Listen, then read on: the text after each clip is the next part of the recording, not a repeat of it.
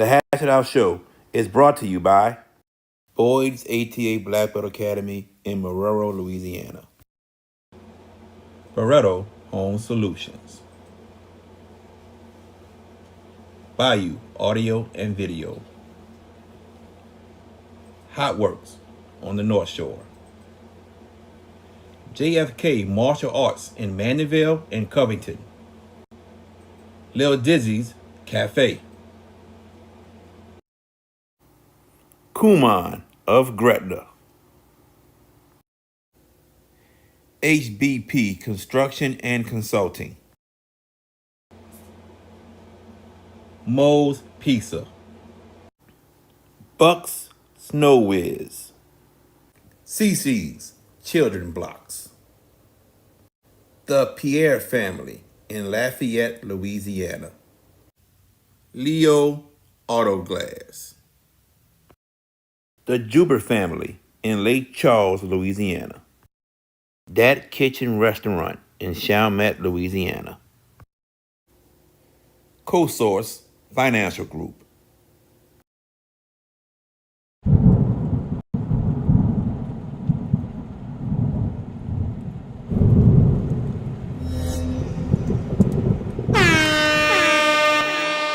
Hands up, hands up, hands up. If you winning and you don't give a fuck about a hater, tell them move. Move, move, move. Cause I'm winning, I'm winning, I'm winning. I'm winning, I'm winning, I'm winning. I'm winning, I'm winning, I'm winning. I'm winning, I'm winning, I'm winning. Hands up, hands up, hands up. If you winning and you don't give a fuck about a hater, tell them move. Move, move, move. Cause I'm winning, I'm winning, I'm winning. I'm winning, I'm winning, I'm winning. I'm winning, I'm winning, I'm winning. I'm winning, I'm winning, I'm winning. What's going on, everyone? Welcome to the Hash It Out Show. I'm your host, JB, the sports guy. Well, I know how to wear a hat. My co-host joining me, the one and only BK Jones. What's up, BK? I should have wore a different hat tonight because you come with the hat jokes again. I'm just saying, man. I mean, ain't that a snapback hat? Yes. Is it better now?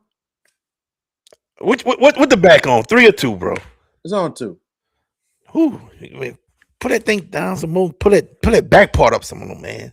Put it back up some more. Back. Yeah, and then I come down with it. Come down. Woo! Yes! Yes! Yes, sir, VK Jones. That looks so much better, bro. You in the hat club now, brother. Wear your hats like that, brother. You in the hat club. Okay. So like that. Yes, sir. The hat is made to block the sun from hitting your eyes, brother. You can't block no sun like that, bro. I can wear it anywhere I want to, but you have the choice to wear it how you want, but me being your friend, I'm trying to help you, brother. That's all. I'm not saying you not, but I'm saying politically correct in your eyes is like this is how you're supposed to wear it. This is how you're actually supposed to wear a hat. Yes, sir. Okay. Yes, sir. Yes, sir. That's how you're supposed to wear the hat. But go ahead, VK. Go ahead with your usual statements you say before we get the show rolling. Usual statements is always key statements because we're a team. It is key. Yes, sir. Yes, sir. Exactly, man. Like, tag, share, subscribe to the Hash It Out Show on all social media platforms. Because if I'm not here, JB is the one that's got to do everything else with what I'm saying. So continue to like, tag, share, subscribe. We're on Facebook. We're on Instagram. We're on X. And also we're on JB the Sports Guy on the YouTube page. So we definitely appreciate everybody joining us. Continue to support us in everything we do. And man, we are very elated and joyful for what you have done for us, supporting wise, sponsorships, everything else. It goes a long way to what we do. You know what I'm saying? Especially the coverage we've had. We're going to continue coverage all over with the end of near the end of the season with all kind of, we got softball, basketball, track. We'll we'll do what we can with coverage, but also we digging deep into college baseball and the college basketball, which we will talk about a lot tonight on. All right, all right. Shout out to Chris. I see you, Chris. Brad Chasson. What's up, brother? We go back to Ali the Prom Sucker. Josh Preston. I see you, bro. I man, not wow, man. Is Hornville good at basketball? Hornville is good. Hornville is good, and they're gonna be much better this season and next season. That team was young last year, made a crucial mistake down the line in the playoff game, but trust me, that team gonna be good. This upcoming season and the following season. It's just they're all sophomores. They're gonna have come next season. They'll all be juniors and one senior, and then the following season they're all gonna be seniors. That team is gonna be good. Caden Downing, Lionel Irons, Torrey Smith gonna lead the way. You got my boy Freelou.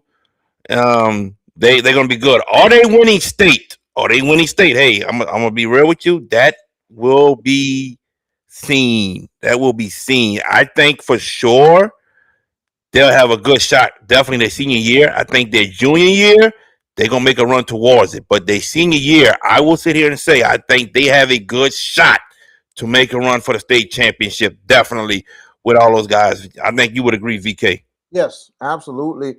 And Hanville, that they're a young team, and they are going to step it up, especially with KD Downing and also Lionel Irons.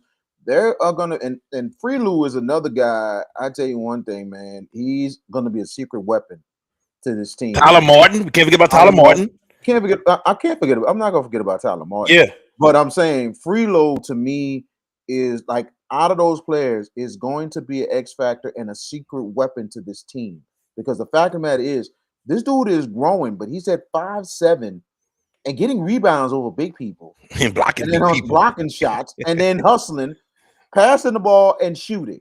So this Hanville team could be dangerous down the line with already what they have, but it's a start of a bunch of teams we've seen this year that are young and expect a lot of these teams coming back stronger than they ever been. And Hanville is one of those teams.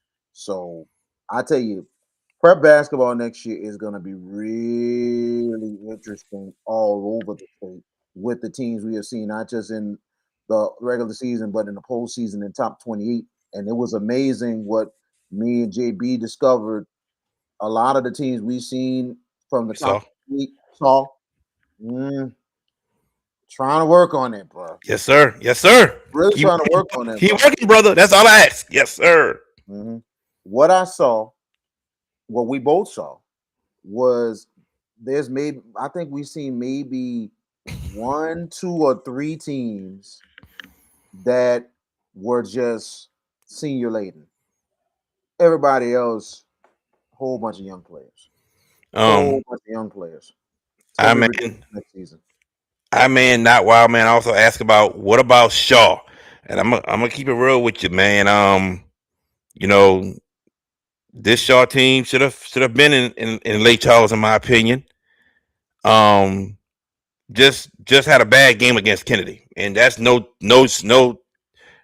discrediting Kennedy, because they played a great game, able to hit shots, make stops when they had to. Shaw, man, made a lot of turnovers. They missed crucial buckets in crucial times. Like I said, Jackson Williams missed 2 layups back to back, got his own rebound and missed the layups. And I was just like, man, that can't happen. But if Shaw got to stay healthy moving into next season, and they can do that, they'll be fine. They should be fine. We'll see what happens. Peabody moving up to Division I Select, and we'll see what happens with that. But let's get going to our main topic. Yeah, Brad Chaston. That's where I wanted to go. Because you didn't follow us to Shaw, man. You didn't follow us to Shaw. You went to John Curtis. You know what I'm saying? And that's where I want to get going right now. VK Jones, John Curtis, Division I Select state champions. Biko Paris, I believe, became the coach in May of 2023. So this would be his 3rd season as the head coach of John Curtis. And the job he has done. He and his staff. I don't know everybody's name, but I know Tank, Big Tank English is one of the assistant coaches. The other two guys, I don't know their names, but I speak to them when I see them, but I don't remember their names. But I want you to elaborate on the job they've done since taking over the basketball program. I think, to be honest, I remember I met Biko in his first year and everything, and you know, we talked a good little bit and everything else, and telling me about his history and stuff. And I did remember him as a player. I did remember him as a player, and he was very, very nice. You know what I'm saying? And it was a time, and he came. I think he was there right. You know, it was a transition time. He was there. I think he mentioned he was there the same time Malik Morgan, but I think he was younger at the time. Mm-hmm. But with him leaving and stuff like that, he wanted to come back, and he felt like he wanted, the graduate didn't work out the way it did, but he wanted to have redemption more than Let me say this anything right else. quick. Oh, We're gonna go have ahead. Biko Paris on at 7:30. Everybody, he's gonna join us. Go ahead, VK. Appreciate it. Appreciate it. Now, he wanted more redemption to give back to the school he started, the school he went to school at majority of his years. So at the time when he came in there, I tell you one thing, for the veteran players who were there after Will Levitt left, who really kind of got things started and rolling again with that Curtis program after the retirement of Michael Kreischer. It was a hard transition for the vets because of the fact they was used to Levitt in his system. And it wasn't a surprise that Levin was leaving for a college job because he has that college Yeah. experience. So it wasn't a surprise that Will Levin was going to go. We was wondering how soon, and was sooner than we thought. But Biko came in. He knew what the task is. It was a tough transition for the current veterans, including Montrell Man and Midnight Martin and a couple of players. And we seen it in the beginning. And I think this was our beginning times of the Hash It Out show at the time. So it was some tough times we seen, but we knew it was a transition. So what we saw, it was a tough transition at a time, and we was like scratching our heads. We've seen some good things and some bad things, but then after, did I say it Yeah. again? Mm. Look, all I know what we saw was some good things and some bad things in year one, but they still had a winning season, still went to the playoffs and everything. But all of a sudden, when year two came around, it was a whole change. A whole change, as in both the players and the coaches started to be on the same page. And when I said the maturity was all the way there, both sides, this was a different Curtis squad. And I had a feeling right then and there that John Curtis was in the thick of possibly maybe winning a state championship. And they made a good transition in year two. Heartbreaking loss at the buzzer to St. Whew, Thomas that was tough. St. Thomas Yeah. More. I mean, that was a tough loss. But we knew how much was coming back, and not too many seniors was on that squad. And they had some seniors, but not a lot. But a lot of key players was coming back the next year, and all of a sudden, you come into this year. We there at the Hineville tournament, right there, the Hineville Classic, been Thanksgiving weekend, and I'm thinking Biko might have maybe 10 players, no more than 10, maybe 11. He comes into the gym with 13 players, and I'm like, okay, almost a whole team. He still is missing 4 from the football team. They come out playing and they looking like gangbusters because you got 2 players that's natural basketball players that played all 5 years. That's Midnight and Midnight Martin and Coach Altrell Coach Manning. B Dot, that's one of his assistants. He just sent me up on Instagram, Coach B Dot. And I know who Coach that B Dot. is, but Coach B Dot. Yes, sir. Go ahead, VK. I'm sorry. Yeah, no problem. But at the same time, when you look at that game, and me and JB was amazed. Out of the 13 players, they played 12. And I mean, man, I'm talking about they was like hit and miss and they was getting it. And I mean, then And Trail didn't have to do too much. Trail didn't have to do too much. Not even Midnight Morning had to do too much. And we're discovering about Tori Walker, Chance Foster. We kind of knew about Xavier Shepard, but then we see the other guys like Joseph and all that, and then all of a sudden the discovery of Johnny Walker, and it's like, wow, they're running 12 deep, they're handling business. Trail gets his numbers up when he wants to, but at the same time, when he need it, he'll get it. He only averaged But 9.9 points a game in district. So that goes to tell you how much depth they have if Trail can just sit there, play the game, get assists, score what he needs to. 9.9. Go ahead, sir. yeah, and I appreciate you adding that because it was amazing to see that. And I'm like, this is a deep team. And we've seen a couple games that Trail and Midnight didn't do too much offense. Everybody else picked up. The St. All game, Johnny Walker has 17 and Tory Walker has 19 points in the win. That's how much depth they got. They had to win with low numbers for Midnight and our Trail against Kennedy. That's how good Kennedy was. Kennedy took him to the limit. This Curtis team was deep, and I tell anybody in the state, we met a couple of experts over the week. One of them was like, I don't know how John Curtis is going to be next year without our Trail. I think in the state championship game, I was like, and he was a great dude. I mean, I love his opinions and I love what he's trying to do. But after what I seen last Saturday night, I'm like, sir, I hope you changed your mind on what you said.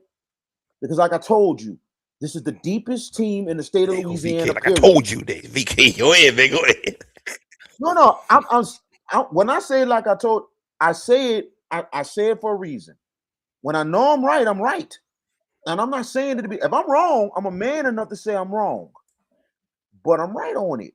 I'm like, there's not too many teams I've seen in this state. Very few in my 20 years of covering and me even watching as a basketball fan. There's very few teams I've seen in high school basketball in Louisiana that has that deep of a bench.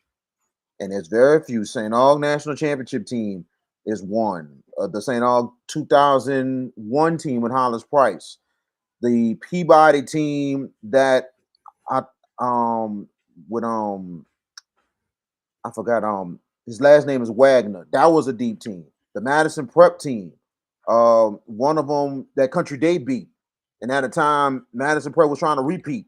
They were deep. That was a deep squad. The Scotlandville team that won against Washita in overtime in the state championship.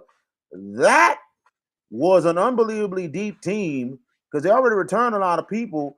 They brought in the guy that played football for LSU that came from Dunham to transfer over there, and I think that was just icing on the cake for what they already had. So this is a deep team this year, and I'm like, I hope the guy changes his mind because, like, bro, what they got is an unbelievable future because of the fact that how you have Midnight and Artrell with their leadership, great leadership that they needed, but now it's going to go down from there with the maturity of that team after how they worked this year. John Curtis got a sweet future going forward with these players coming Coach up. B Dot says they will be a super solid squad. They will look a little different moving forward. George Peppers, your thoughts about the job Coach Biko and his staff has done in just 3 years. He's done a fabulous job. I think I mentioned this last night. You and I talked before VK joined us last night. So VK, if you weren't with us early on, which you weren't, I'll repeat it for you. I think Biko Paris is an outstanding young coach, has a great future. The present is going pretty good. I mean, he's got a state championship in his holster now, so things are looking great. I mean, they lose our trail Manning, but still, that is a loaded squad next year. The question I have, and it's not him, it's the burden of expectations next year. Remember, it's easier to be the chaser than the chasee. If you're the team they're trying to catch, that's a different ball of wax. And I'm curious to see, and I think John Curtis will be fine in that respect, but it'll be curious to see how the kids embrace that theology, how they go out there and embrace that expectation of we're going to take everybody's best shot. And are we good enough to withstand that and repeat and do this again? Obviously, the hunger's there to go get it. But Biko Paris, as a coach, I think he's tactically one of the best coaches in the state. He's proven that in 3 short years. His X's and O's, his kids are fundamentally sound. They don't really turn over as far as offense. They take care of the basketball. They work the shot clock. And when they speed the game up, it's a team that finds the high percentage looks. And that is a testament to his coaching style. And kids are kids. Kids get excited and try to do highlight reel stuff. But Biko has done a great job in reining those kids in and making them understand, hey, look, we think about the in front of the jersey. Let's go for that. We had this year. The job was easy. Look, we hadn't won a title since 2012, was it? Yes. Yeah, Yes, sir. 2012. I had to think. I'm sorry. I sounded a little hesitant. But 2012 was the last time this team cut the nets down. 14 years is a long time in any sport, and they got the job done. Now let's see what they do next year. And I don't know what the schedule is going to produce, what they've got in the holster for the schedule. Um, but the burden of expectations is going to be different. And I feel like they're going to embrace the challenge. And Biko, and I don't want to start speculating or anything, but he could do really well at the collegiate level if he wants to. He's young enough. He's bright enough. He's fundamentally sound. His teams are fundamentally sound. In colleges, at least the in-state stuff would want to look his way. If that, and I'm not trying to stir the pot at John Curtis. Y'all look, I look at a young coach like that, young African American coach, great mind, kids love him. He would be a great program get for somebody going forward. But of course, he's already got the title at Curtis, but he's going to tell you he's going to probably say it. He's got unfinished business at Curtis. He's got more to get. He's got more to offer. So, and again, I'm not trying to stir the pot at John Curtis, y'all. I'm not doing that. So just throwing it out there because he's a young, bright mind. I'm going to say this: to be a head coach for only 3 years, two district championships, two trips to Lake Charles, which is one is a semifinal loss, and then you get to the championship and you win. Y'all know how hard that is, especially the Catholic League, winning two district championships, and then you win two trips to Lake Charles. That is not easy. That's not easy. There are a lot of good coaches in the state who have never been to the semifinals in Lake Charles, or if they've been coaching longer than that, we can say Lafayette, or when they went to Monroe, when they went to Ruston. We can say that. There are many good coaches who never has gotten that opportunity to experience that as of right now. Coach Biko has done it 2 out of his 3 years. Okay. And that loss last year to St. Thomas More, that was so heartbreaking. That was so heartbreaking, man. But and I'm gonna play the clip before we get to Coach Biko's interview. But to get the troops together and just have the right mindset to know, hey, the goal is now to get back here. And not just get back here, but to win a state championship. That was the goal when they lost that game. That was the goal. And they did that. And I said it throughout the year. I said, I don't know who could beat Curtis in Division One Select. Yes, they lost to Zachary after having a big lead. Okay. And we can look back at that and say, hey, maybe Curtis needed a loss. Maybe they needed that loss just to get things straight and see what they needed to work on. But ever since they lost to Zachary, Curtis never looked back. I don't think they lost a game since then.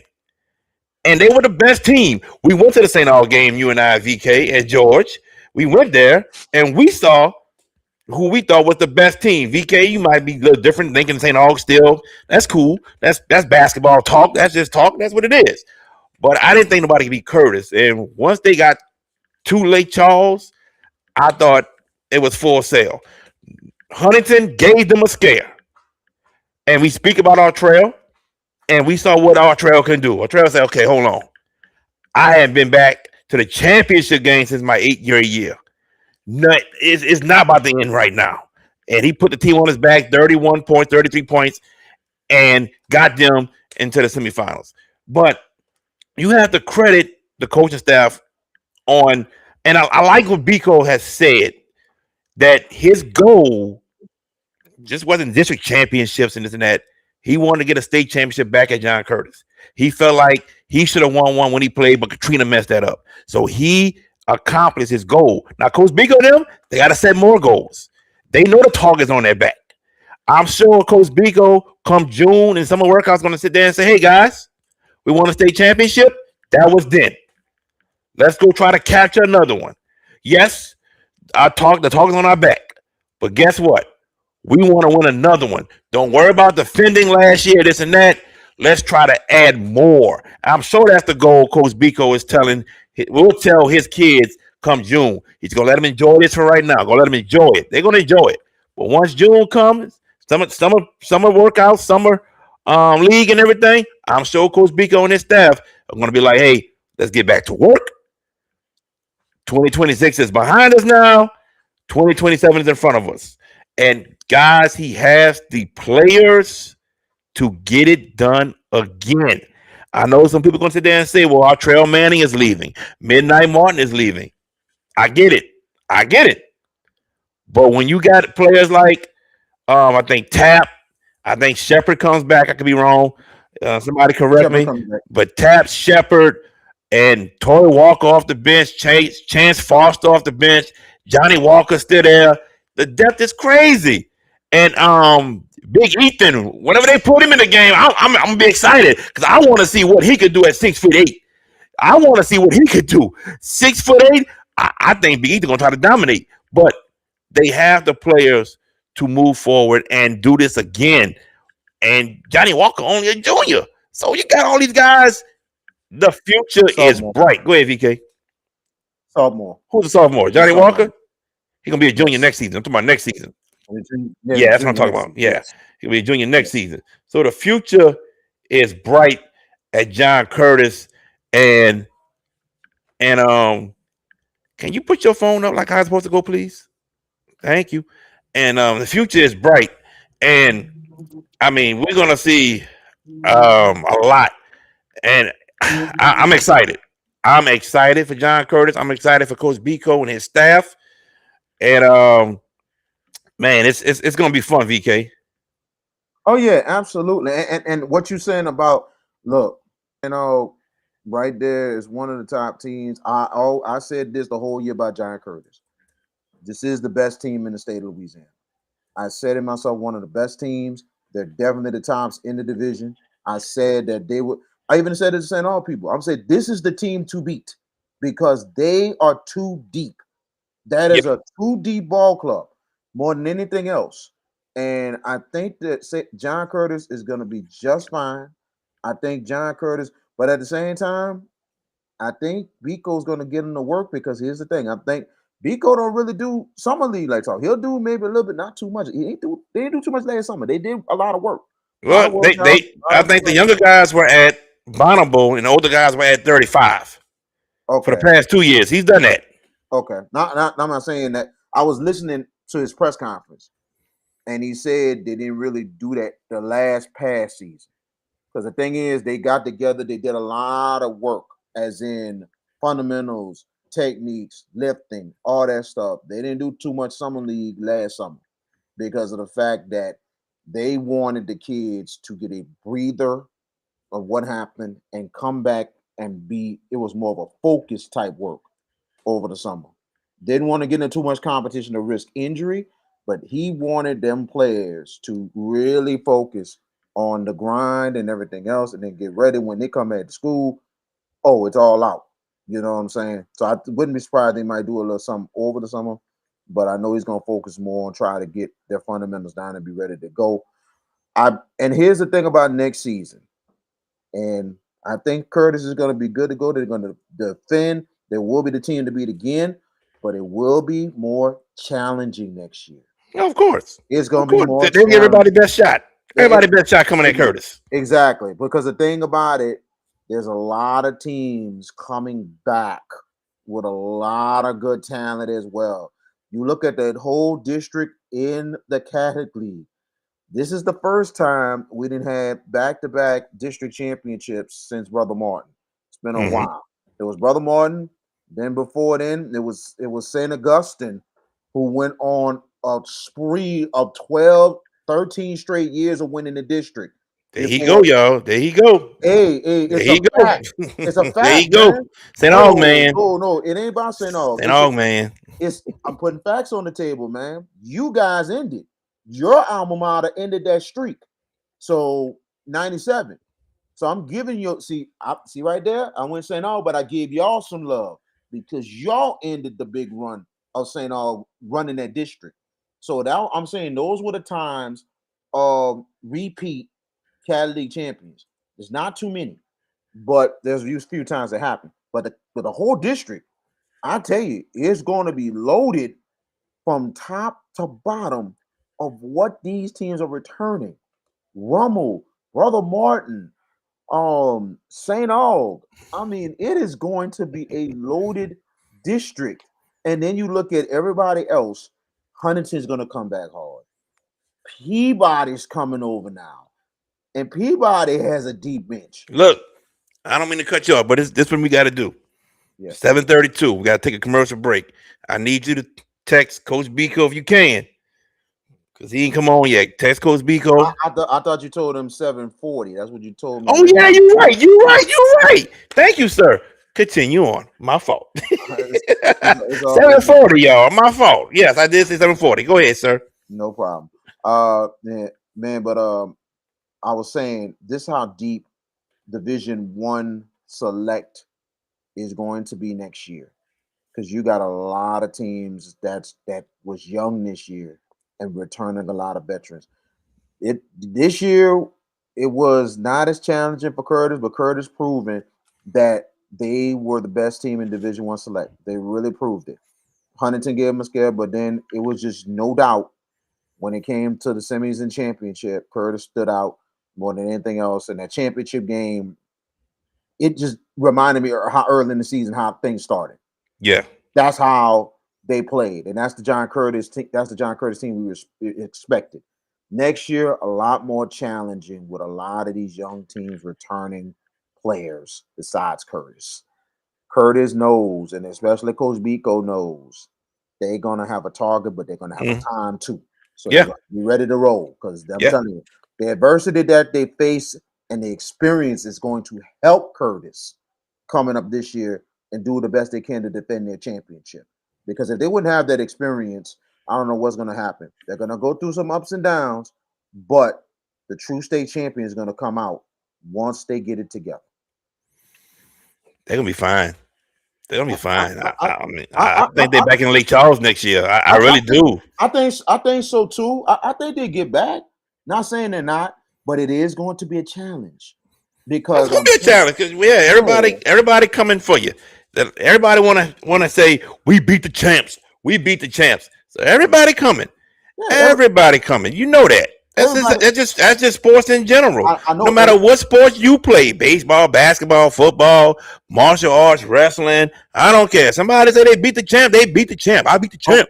Of course, is that in sports, period. But it's a Here goes the butt. plus. Well, how you want me to rephrase that? No, go ahead. You good. You good. You good. You good. I knew the butt was coming. Go ahead. Yeah. Here's the thing about that. I get it. It's always gonna be a target. It's a sports, period. But in respect of it, there's a plus to this one. When you have experienced teams coming back, that's gonna be something else too. Because I can see you going a year, you're a defending champ, and you go teams have a target on you, but you look at the competition might not be as strong as you think. They might be good, but they're gonna be nights that you might face some adversity early, then all of a sudden a 12, 13, 14 nothing run is done. It's over. It's not gonna be like that next year when you got experienced players and experienced teams come back. That's gonna be a plus. I see Curtis getting back to defend their championship. but it's not going to be easy. It's going to remind me so much of the St. Aug 2010 team when they beat Scotlandville and they returned all them players back the next year. Jeep is I don't know what. They face Peabody the next year for the state championship Peabody game. Warhorses. And I tell you, and it was that same year. Same year Curtis won their last state championship, They 2012. baptized y'all? Let me tell you something about Peabody, and I give high respect to Peabody and none but love for That's me Peabody. messing with VK, y'all. Yeah, of course. But I'm like this. I always had a high respect for Charles Smith because he was bold enough to come on my old radio show. And we had him on this show too. And we had him on this show too. But I'm saying, as a reporter, as a person, we met one another, and we not just talking to press conference, but talked after. He really respected what I was doing as a reporter, as a person out there in the field. So with that being said, I knew how good their program is looking at the history.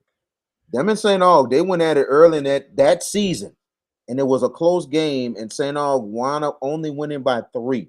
That's how good that game was.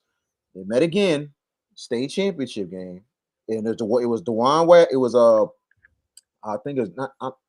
His last name is Wagner. It was a hell of a point guard. Ain't the Wine Wagner, I'll tell you that much. Not Dewan Wagner, but it was something Wagner. He was the point guard going against the point guard that used to play for Texas. They came from St. Aug. He's at UNO as an assistant coach. Mm-hmm. You ought to know his name. Oh man, but they went against each other, and the thing about that, the St. Aug goal wasn't 100%, but he was at least 85, 90. But you can tell, but they went at it, close game. But all of a sudden, Peabody goes on a huge run to end the third quarter, and that was basically the ball game. Yes, indeed. So, and I tell you, right then and there, I could not say nothing. Like, I was being a reporter, and I was being very unbiased to the fact of that. But at the same time, as a St. Aug alum, I was like, take my cap off. Peabody is the program for a reason, man. So I tell you, that was a tough time for that Aug team being deep because everybody was getting on. The competition that year was tough too. So it's going to be tough for Curtis, and I think they'll be back, but it's going to be very challenging because when I heard about the Peabody coming to Division I select, like, whoa, nah. Up in the ante, baby. So expectations are higher now for John Curtis. Higher. It is. we're not gonna take a commercial break. We're gonna run this clip, and once this clip finishes, we're gonna bring in Coach Biko Paris, everybody. So don't go nowhere. I'm gonna get it up right quick. I'll make sure I mute VK because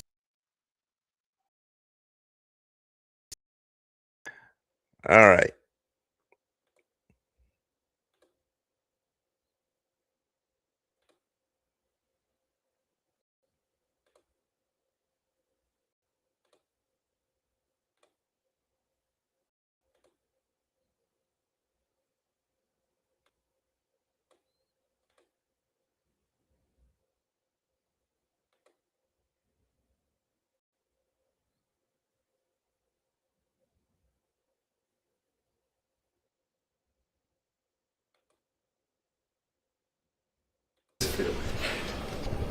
I try to push this conversation as far back as possible.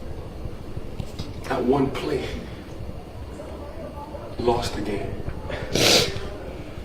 Not a single individual, and not a single individual play. Right? It hurts, no, and it's because you guys care, because you guys put a lot into it. But this is why I say the things I say on a daily. Respect the grind. Embrace the grind. Because some people are thinking about this feeling when they practicing, and when they working out, and when they in the weight room, and when they in the film room. We're going to get back here next year. I believe wholeheartedly we're going to be back here next year. I have no doubt in my mind you guys are ready to go. I mean, you guys have all played big time AAU, regardless of your age, right? I know we got a wide variety of age group in here. You guys have played in big games before, big stage. I think the best thing you can do, like I told you guys before, is play like yourselves. The things that you've done to get you to this point in your career, this point in this season, all of those things, just lay your head on that, right? Like I told you guys at the high school, just be who you are. You know what I'm saying?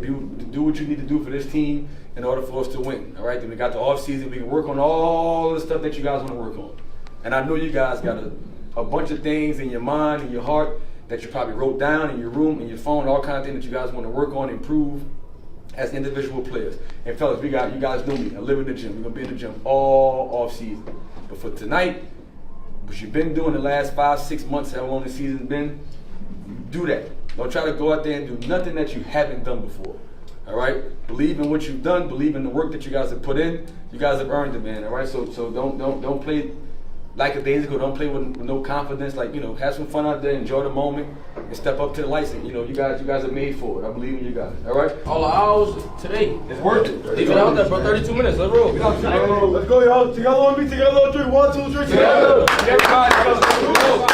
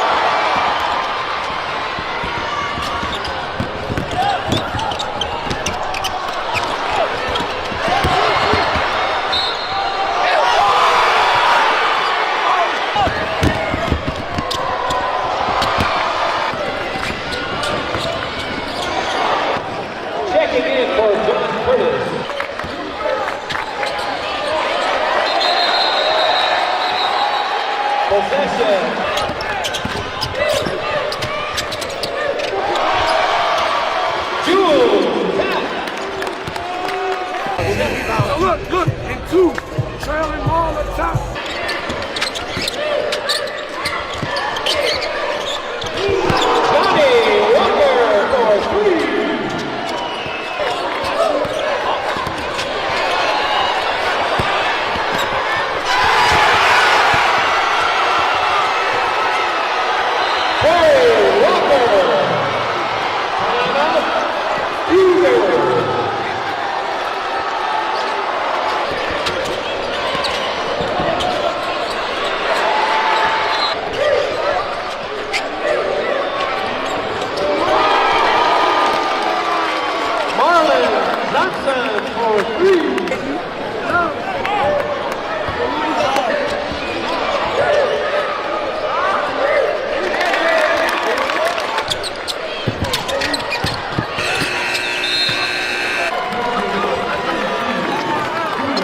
That go to 16. That go to 16. Like they say. Yeah, it's cool. You know what I'm saying? You get it. Keep but rebounding. Let's keep going. 3 stops in a row. Keep- Get 3 keep best being buckets, disciplined. 3 stops in a row. 16.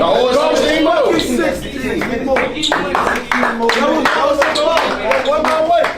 Hey, but the main thing, these 2 dudes, him, he don't score. He don't score. Jordan, good job on number 4 when you came in. Just keep taking it off the level. We got this, bro. Let's go.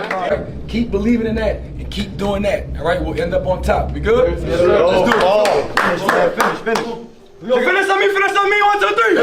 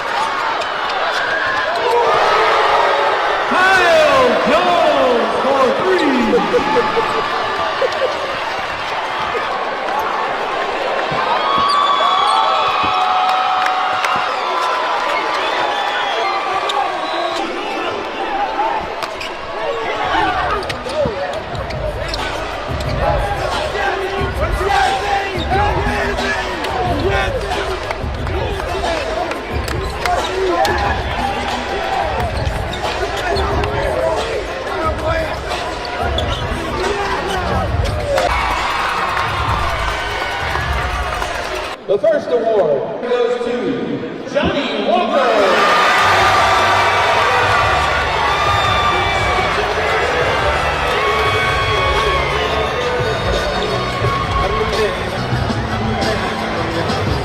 The 2026 LHSAA Boys Basketball State Championship Trophy for Division I Select goes to John Curtis Christian High School. Head coach, Biko Principal, J.D. Curtis.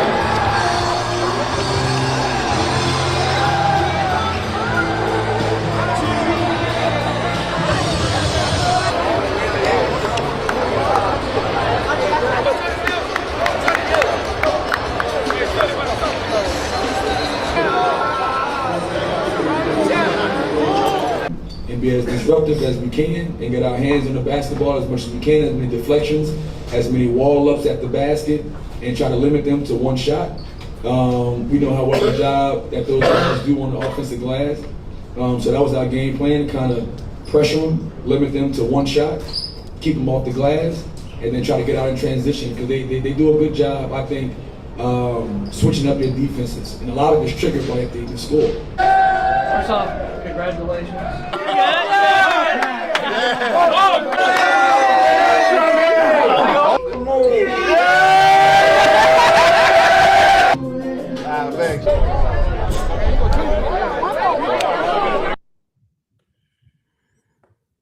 Yes, sir. And we are back. I'm JB the Sports Guy. Got VK Jones with me. This guy here needs no introduction. He's the head coach of the Division I Select State Champions D1, the only Coach Biko Paris. Coach, what's going on, man? Man, I appreciate you guys, man. Same old. Enjoying the evening, that's all. I know that's right, man. I want to go back to last season right quick. The heartbreaking loss in the semifinals of St. Thomas More. We heard what you said about the grind and respect the grind. Talk about your team's determination, not only to get back to Lake Charles, but wanting to bring home that state championship. I'm a firm believer, man. I think that everything happens for a reason. For whatever reason, it wasn't our year, it wasn't our night, 2 years ago.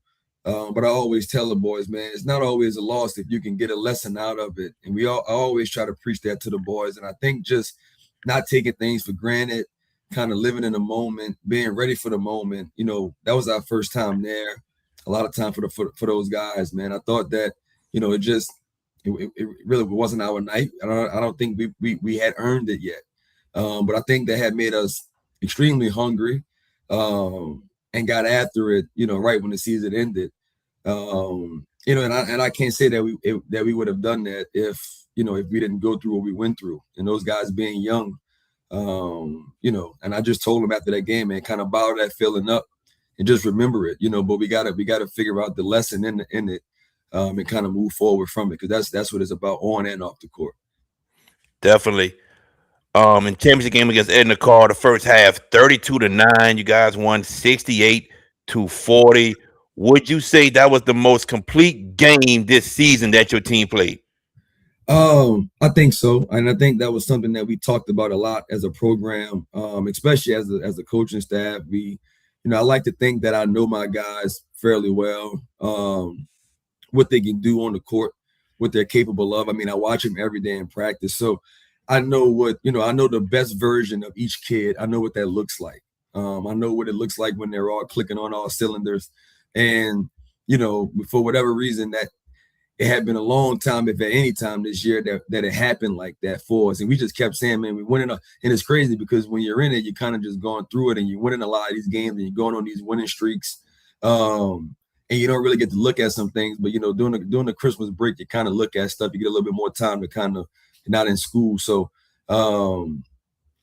we just, it's crazy, man, because the guys had never, in my opinion, had played a full 32 minutes of what I know that they're capable of doing. And we just kept saying, man, imagine we're winning games now because of our defense, but the defense isn't really turned up until the third quarter. But it's like, imagine if we can put together a full 32 minutes, and kind of come out and I think that game against Carr kind of showed our team, like, we got I've been saying it, man. I got 7, 8, 9 kids that can all average 20 plus points. And for the sake of this team, the way that I coach, the philosophies that I believe in is moving the ball, sharing the ball, giving up good shots for great shots. When you play the game like that, not really calling too much stuff, just kind of putting those guys in positions, putting them in teaching spacing and penetration read, stuff like that, and kind of letting their instincts take over. I don't know who's going to score. And when you play with a lot of good players, which a lot of my boys want to play at the next level, and I think that they will be able to, they have to learn how to play with other good players, how to sacrifice, because when you get to wherever you get to, there's going to be other good players. You're not going to be the only player, and the coach say let you take all the shots. So on good teams, you got to learn how to play with the good players. And you look at our game against Carr, we had 9 guys score between 7 and 9 points. And when you're on a team like this, you got guys that can score, man, and it just, for whatever reason that night, it was clicking for us. And they played defense from the start of the game and kind of shared the ball and kind of just kind of clicked on all cylinders for us at the right time. What you just said is actually leading into my next question, because when I was making my way to the press conference, another coach stopped me and they said, "My God, I didn't know Curtis was that deep, running 9, 10 people." And I said, "Yeah." And I said, you just saw it. I said, Coach Biko was subbing in 4 people at once.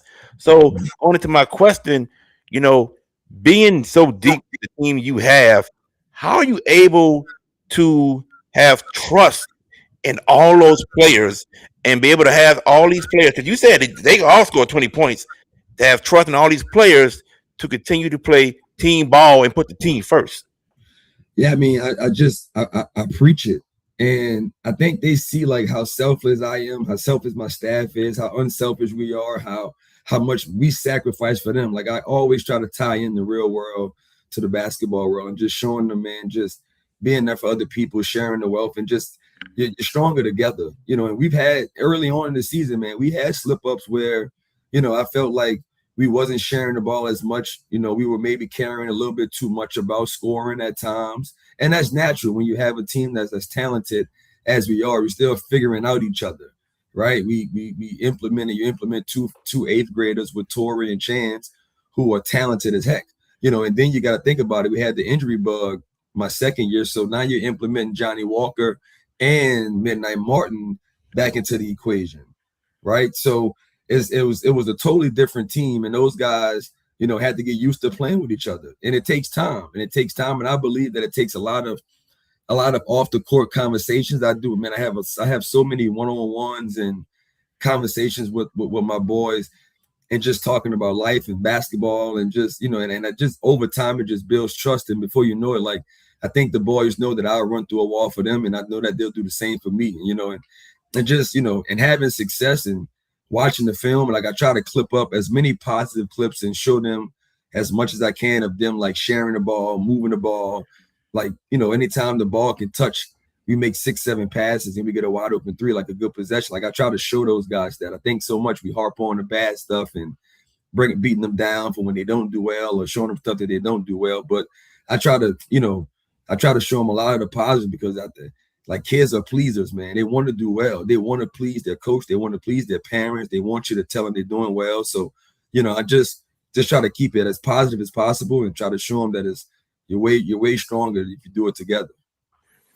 Before I give it to VK, you were hired by John Curtis in May of 2023.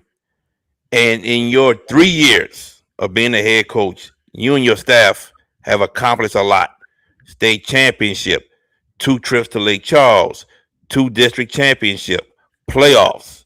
But my question to you is, what has been the biggest lesson that you have learned as a head coach during this championship run this season? Honestly, oh man, to be honest with you, I learned I backed off of the boys in the sense to where I kind of let those guys kind of just make more plays. I thought in my first 2 years, I tried to, in the lack of a better word, I tried to control a lot of what they were doing, especially when it got to like the third and fourth quarter and like crunch time, right? Trying to call all these plays and all these sets and down screen to a back screen to a flip, all in one possession when all of these things got to go right for the play to work, right? And I think I just overdid it, just overcoaching my first time being a head coach. And the difference is this year, and I don't want to give away too much of what we do, but I rarely call stuff. You know, a lot of it's like I said, man. I had to take I looked at a lot of our games from year 2 and was like, man, what am I doing? And you know, I just backed off and gave those guys like spacing, just giving them spacing, a small offense, but just teaching more penetration reads, how to play without the ball, how to recognize the mismatches, right? Having guys like we really got 5 guards out there, like Johnny and Midnight. They're really guards. They just forwards for us for the way we play, but they're really guards. So I got 5 guards out there and just spacing them. And the beauty of it is that we spend so much time together in the off season to where like they know each other's games in and out. Like they know what each other do well. They know where each other needs improvement, right? So like I just teach spacing. Look who you're on the floor with. Trell, Chance, Joels, Marlon, Zay, you guys are the guards. Put guys in spots to where guys are comfortable. Zay and Tori can shoot the heck out the ball. Put them in the corners, flatten out the corners. Now they overhelp. You got shooters in your corners. You drive the ball. They got to stay home. You got guys like Trell that can finish at the basket. You got guys like Johnny, he can dump it off too. So just putting those guys in position, I kind of just backed off a little bit on the offensive end and kind of let their natural instinct just kind of take over. Put the ball in Trell's hands, get Johnny in ISO opportunities on the block or at the elbows or from the top of the key when he has a mismatch. So just kind of really backing off of him a little bit and just coaching effort, making sure, and really just harped on defense. I just harp on defense, and make sure that I don't care what you're doing on offense. Share the ball, move the ball, give up good ones for great ones. But on defense, I got the defense. So you guys gonna like these are like non-negotiables that has to be done in order to play, and just let them have fun on offense, and really so just really backing off of them and not trying to control it as much and call as much. But they were young at the time, so maybe they needed that. Who knows? We went far doing it that way too. We lost on the buzzer beater, but we went far doing it that way. But they were young. So I'm trying to. I don't think you don't think you're overcoaching at the time. You think that you're just trying to save them. I'm trying to help my boys, get it. But at the end of it, I probably should have backed off and kind of just let them play a little bit, But you live and you learn. So that would be my biggest take that I've taken from probably year 1 and 2 compared to what I did my approach to year 3. VK, you gotta unmute yourself. VK, you have to unmute yourself, buddy. Muted. He said he's trying to. Let me see if I can help him out. All right, VK, go ahead, buddy. Yeah, see Right. now, I've been on mute. I was waiting on you. My fault, man. My fault. Go ahead. You're good. You pressing a lot of buttons tonight. I got you. Yeah. Coach, man, congratulations, first of all. Thank you. Well deserved and everything. And man, I wish I would have been there in person, but I had other obligations. But at the same time, I'm watching it, and it's like it did not surprise me. It did not surprise me one bit because of what I've seen in the beginning of the season. And I'm the type of person, one of my favorite coaches of all time is Rick Pitino. And I always believe in strength in numbers. And when I see a team that has a deep bench beyond what it is, it's almost like you're the team. And I felt that way in the beginning of the season for your team. I wanted to ask you this at first. I knew what your seniors, Midnight and Trell, meant to you and meant to that Curtis program. Did you feel blessed more than anything else, especially what we've seen in Hineville in the beginning of the year, that how deep your team was and that Midnight and Trell, like pressure was kind of off because it's like, man, these are the guys who play. And it's like, I ain't got to really pressure my seniors, but they'll step up when they need to. But how blessed you felt that you felt like, man, I think I got a unit here. Yeah, I mean, I was fortunate, man. I was lucky. I was fortunate to get some of these guys at the school to get them to buy in. But the biggest part is, man, getting them to all buy in and believe in what I'm preaching to them. You know, that's the hardest part, and they all want success, man, and it's hard to keep them together. But you know, just over time, man, I think they grew to love each other. And if you just look at, man, if you look at any video that we posted or that come out, just look at how they celebrate each other, and that just goes to show you, man, the brotherhood that they have formed, the memories that they've created. You know, when you have as talented as a group that I have. I mean, it's a fortune. It's I'm blessed, man. I'm lucky, but you still got to find different ways to make it work, different combinations. You know, I sub 4 guys every time, and so many people. You guys won't believe how many people will call me, text me, DM me. What are you doing? Like, why are you subbing Tory and Chanson together at the same time? They're 2 8th graders. There's no way that this will work.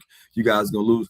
And I'm like, I get it, but I know what I have watched over the last 8 months, 9 months in practice with these kids, and people got to understand. Everybody's talking about it, how deep we are, how deep you are, right? So think about how intense you think the practices are. So think about, who do you think Chance Foster went up against every single day? Take a guess, VK. Who you think? I'm gonna say this: they probably went against Trail or Midnight, one or two, Thank or you. maybe Joel's. Thank you. So So a Chance Foster, who's going to be a really good player, really special player down the line, a point guard, can handle the ball. He's attempting to guard a Trail Manning every single day at practice. Every day. And our Trail's doing it, and our Trail's guarding him. And our Trail's not taking it easy on him. Maybe some days he might, but whatever. But for the most part, he's trying to take Chance's heart. But what is that doing to Chance? Making him like Chance goes into every game knowing he thinks he can play with these kids. He knows, well, you're not as good as Artrell. I've been going up against Artrell. You can't do half of the stuff that he. So in his mind, he's already ahead. Same thing with Tory. Who you think Tory's going up against all summer? Well, Zay. He's going up against Xavier Shepard, who's known for making threes. He's going to play defense. He's going to talk smack to you. This is who Tory's competing against every single day. The Midnight Martins, he's going against Hayden. He's going against Joels. He's going against Marlon Johnson. These are who they're playing against every single day. So naturally, you're going to do what? You're going to gain confidence. You're going to feel like you belong. And then now the games come. Now that I got these guys on side of me, and the guys I'm playing against they're not nearly as good. So it's like, yeah. So I knew how good the kids were and how good they are. I'm with them every day. Of course, the outside people don't know, but I'm watching them every single day. I'm watching what they're doing. I'm watching some days Chance give Trell a run for his money. You know, 9 times out of 10, our Trell's going to probably get the best of them. But all he's doing is pushing them and making them better. So for when they get in situations like they've been in all 31 games, they're like, well, I've been here before, right? So I schedule the way I schedule. I put us on the road. I put us in tough environments just to get us ready for, you know, playoffs and making a run in March. Iron sharpens iron, indeed. Iron sharpens iron. So that's what it looks like more than anything else. And that proves huge for your team more than anything else. And you can tell the proof in the pudding, especially in the championship game. Mm-hmm. Looking at, you know, the 2 seniors, and I know you might have more seniors than that, but the main 2, Midnight and Artrell, we talked about the transition from year 1 to year 2.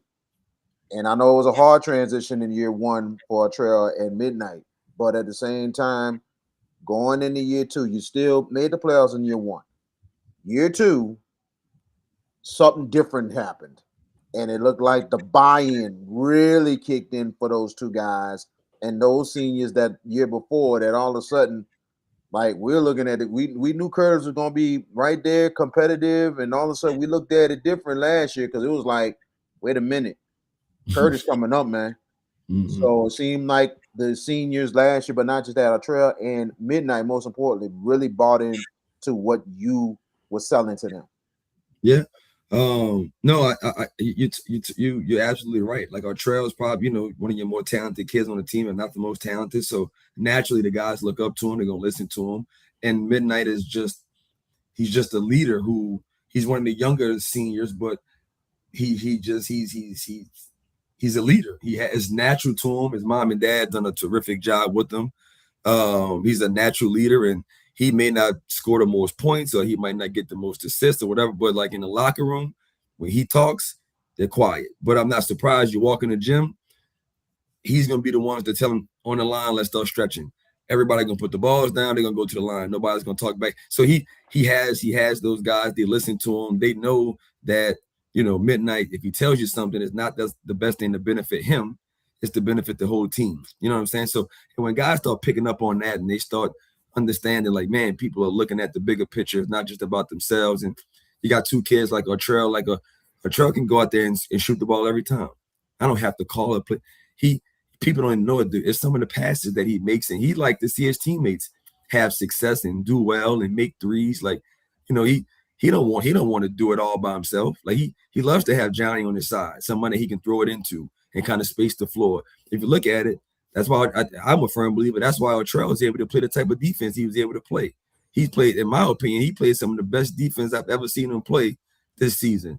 It's because he didn't have to try to do everything on the offensive end. He had way more energy to exert himself defense, so like all of that stuff is tied in, man. I think that the boys just did a good job just kind of putting their egos and their prides to the side, not caring about their averages and their scoring and just kind of blocking all that stuff out and just saying, man, you know what?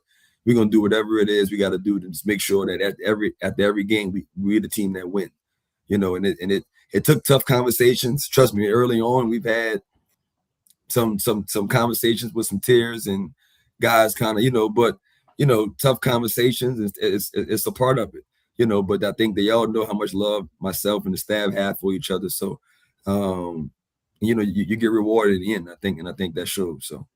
Yes. To me, it was a great, amazing transition, Coach, from year one to year two and year three. And me and you, I've been knowing you since you came back to New Orleans, and I watched you as a player as well.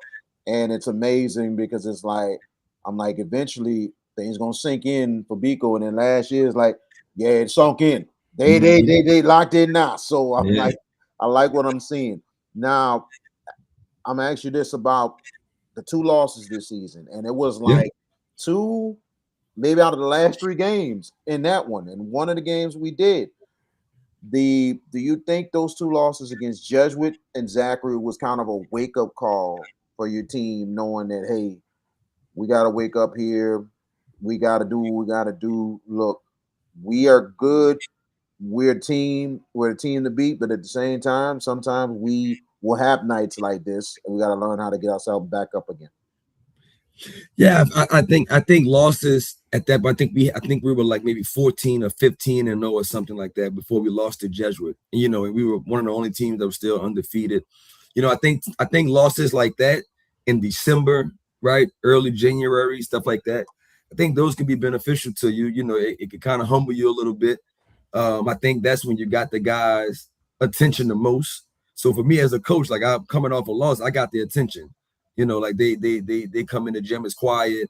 They kind of walking on eggshells a little bit because they kind of trying to read the temperature of the room. So, those losses could help. And I think they did spark us, but I scheduled the way I scheduled. I know we never thought going into Zachary would be an easy game, and then we didn't have Midnight Martin for that game. So and we were up. We had that game. We were up 10 points with 3 minutes left. For 3.5 minutes left, we were up 10 points, 8 points. So, and credit to those guys. Those guys made a terrific run, but it definitely helped us. And, the boys were extremely upset about that because, they don't like losing. And I scheduled like that right before district. I put at Zachary, at North Shore the week before going play at Carr. So I scheduled like that on purpose. I knew what we were getting into, but I wanted them going into district with a chip on their shoulder. Like I wanted them going into district, even if you beat Zachary and North Shore, they were going to be hard, tough games. And I knew the film sessions were going to be hard. And I knew that. And so it all plays into it. I knew that those games would not be blowouts. On the road, at North Shore, at Zachary, were going to be tough. And it kind of planned out exactly how. I'm not saying I wanted to lose at Zachary, but, it definitely built some steam up under him going into district. Like, all right, we ain't losing no more. And then you take the Jesuit that happened early on. So we had played 5 games in 7 days. We went straight from Hannon tournament right to Country Day tournament. And with you're talking about playing Hannon, St. Aug, Slider, but we battle tested come March come March, I feel bad for anybody that's across from us. If they catch us, if they catch us on a bad night, it could get ugly. So, and it's because of what we went through. You know, we played them all. We play, even if you look at BK, look at our 3 playoff games. Like, I don't care what nobody says. McDonald 35 isn't a 16 seed. Agree. Like, if you came to that game, that was a war. Like it was like it was a bloodbath, and like they pushed us to the max. Like it was a. Then you look at our second game, Huntington. No way they were a 9 seed. So we had to play 35, Huntington, and then Catholic. Like we were battle tested, you know, and playing Zachary, North Shore, Jesuit twice. You got Country Day. We played Country Day. We played Slidell. We played Booker T. We played Madison Prep. So, you know, it was no team that we seen them all. We played against teams that pressed. We played with a team like Jesuit Rumble that's gonna move the ball. So when we think about our playoff games, we play a team like Catholic, they're gonna move it.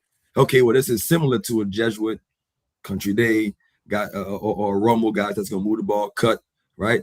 Mm-hmm. You take a team like Carter want to get up and down. Well, we played the Zacharys, we played the Madison Prep, so we can play fast, we can play slow, we can shoot threes, we can take it inside, we can slow the game down, we can stall the ball. I know people don't like it, but we can stall, we can play that game, we can do a lot. But it's just because of how I scheduled and kind of how I built it up. So I tell you one thing, you guys, don't duck no smoke, especially with that schedule, man. You do not duck no smoke. And the boys like it. I'm like a player's coach. I talk the conversations that my boys and I have. You wouldn't think I'm their head coach. Like we talk about it. I ask them, who do you guys want to play? What do you guys think about this tournament? These are the teams that's in it. What about this event? What do you think? What do you want to do? And I lean on those guys. Like if they want to play the best, let's play the best. Like that's how you see where you're at anyway. Yep. So because this district is no joke. So you can play those cupcake games before you get the district. You're gonna get your wheels blown off. So you better get yourself tested before you go into that district. So that's at least that's my mentality. I think we have the best district in the state. So that's just me.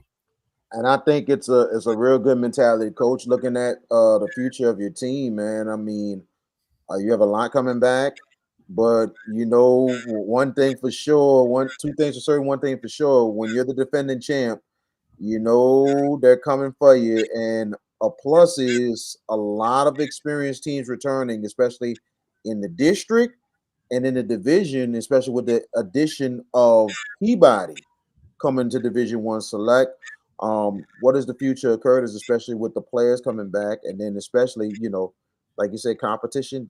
It's gonna get there, but you're battle tested, and hopefully you'll be ready to go. Yeah, I mean, losing, you know, some key players. Obviously, our trail's a big part of it.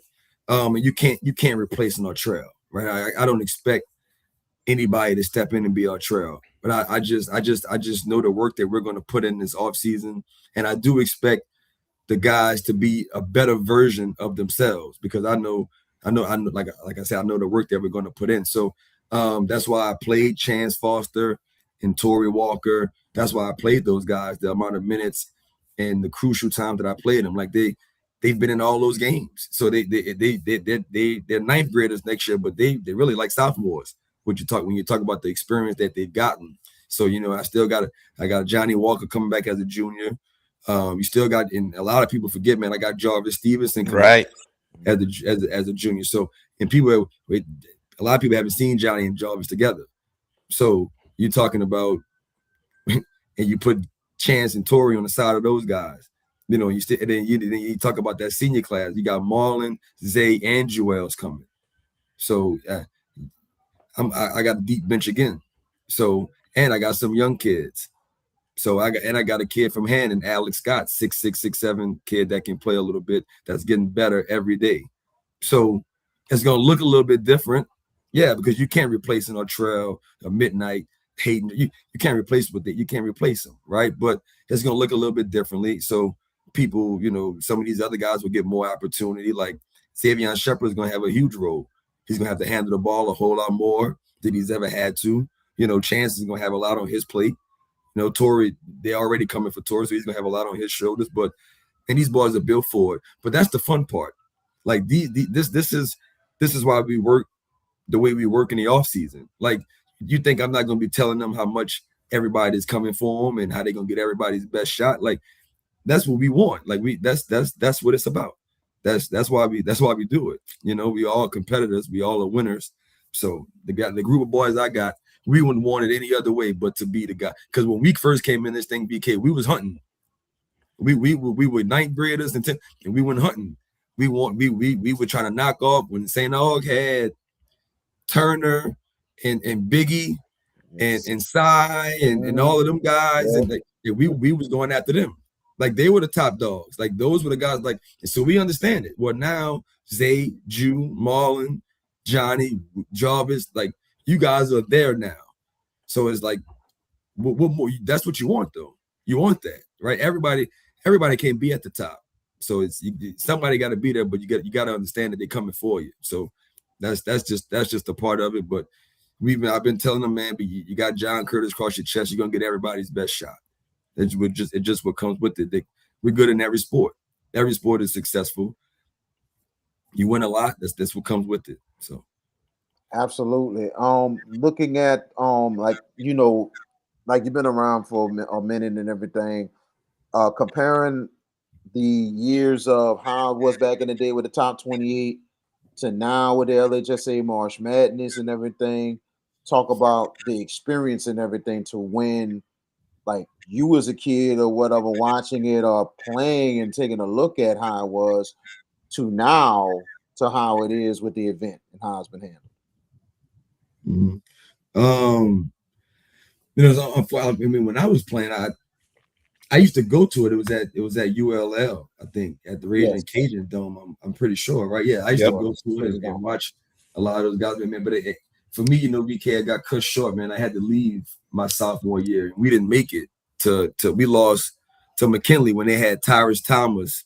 Yes, that's what knocked me out my sophomore year. So I didn't get to make it, man. But like I told somebody that asked me before, it's almost like if it probably feels better to win a state championship as a coach at John Curtis, as probably because like I'm a lot older now, so I just appreciate it more. I can't say that I wouldn't have appreciated a high school championship at Curtis. I probably would have, but being at the age that I'm at now and being able to come back to the school that I went to since third grade and bring only the second championship to the school, like such a full circle moment, for me. It feels good to do it as a head coach. Like I said, I'm a lot older now, so a lot of other things feel more important. But I wish I did get a chance to play it in the States here at in the States of Curtis, but I didn't. But the atmosphere that they created is awesome. I think they do a great job at the Burton Coliseum, kind of hosting everybody. Yeah, man, and that's the goal, to get back there every year. So how it is, with you being a coach and so many coaches now that are former players and been part of the program and stuff, and now giving back. And we see a lot of them won championships. Sean Dumas has won championships. And we talked with Coach Chad Loop yesterday. He was a player way back. Kirby Loop, who was a player back then for Bruley way back in his day. Whole lot of coaches we have seen, and on the girls and on the boys side, that has played ball and now giving back. What you could say about how yourself, but not just that, coaches realize they want to give back to the game more than anything else. Yeah, I think that, I mean, that's exactly why I got into it. I've been fortunate to play alongside some really, really good players and learn the game from a lot of different views.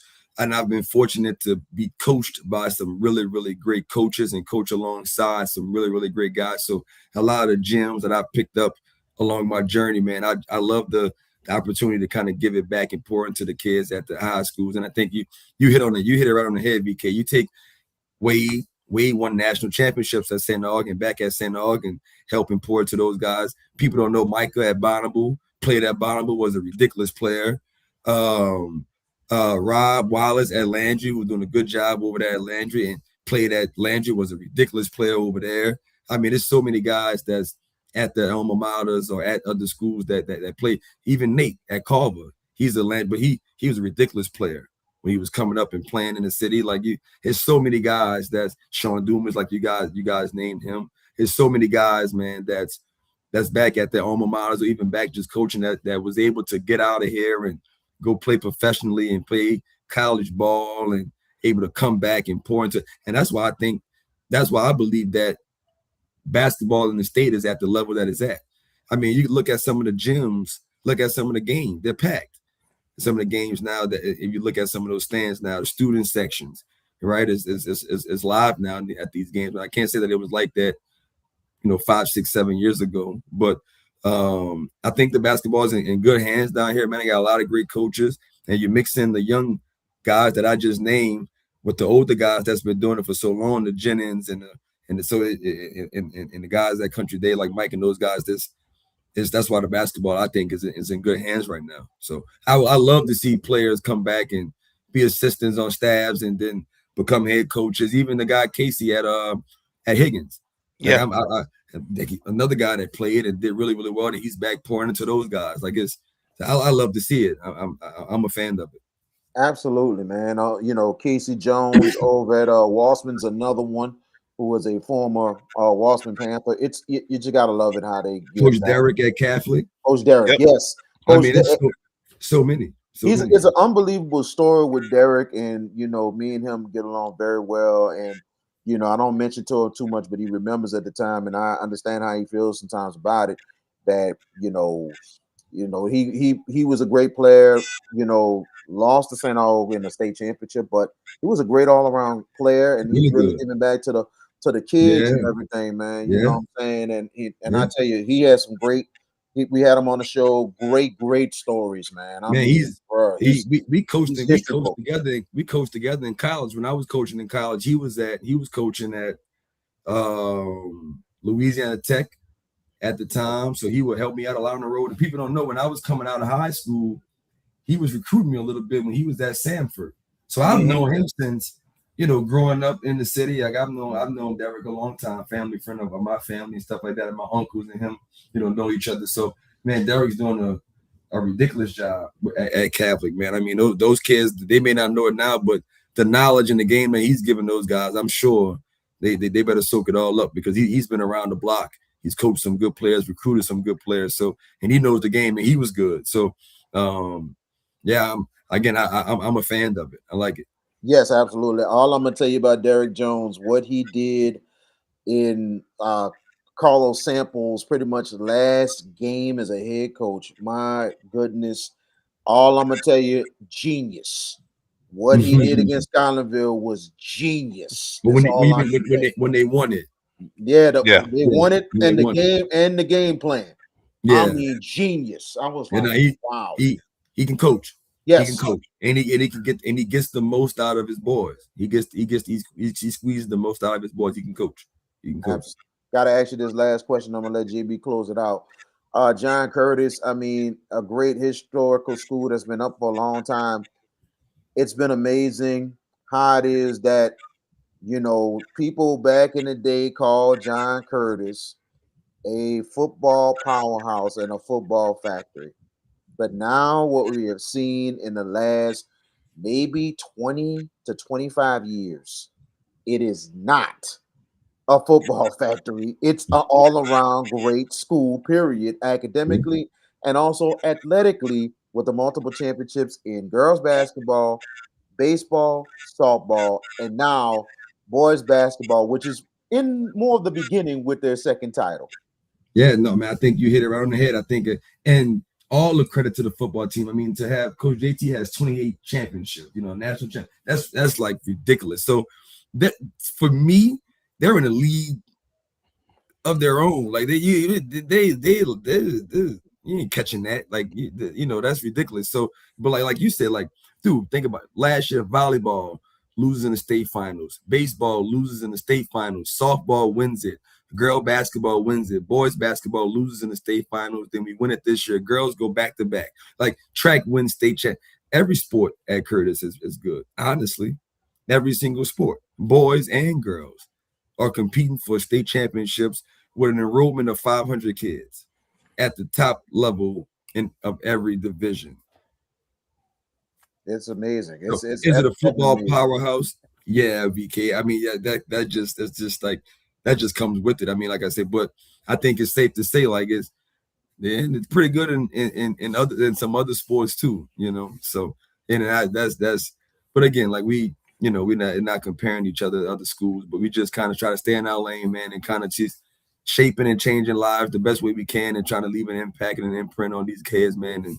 And I'm just grateful, man, to be able to work at a school like this and have the administration, have the type of support that I get from Coach JT, Coach Johnny, man, all the way down to the administrators, the teachers, the janitors. Like, I mean, it's such a family-oriented place. It's really, really small, but we all know each other. We root for each other's team. The support.